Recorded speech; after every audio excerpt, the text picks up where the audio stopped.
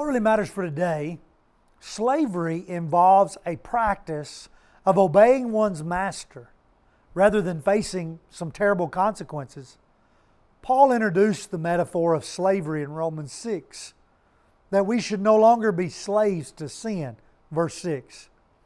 Death no longer has mastery over Christ, verse 9. Before we were united with Christ, we were enslaved to sin. That is, we followed and obeyed sin constantly as a slave master. If we are to be Christ's disciples, that must change.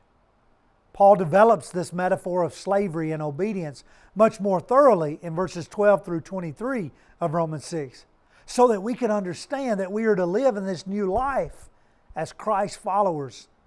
Notice that in this metaphor, sin becomes almost personified as a slave master or a ruler that ultimately leads us to death. Romans 6 and verse 23. That is spiritual death, separation from God for eternity. Who's going to be your master today? And that's what really matters for today in a minute from the Church of Christ that meets in Leoma, Tennessee.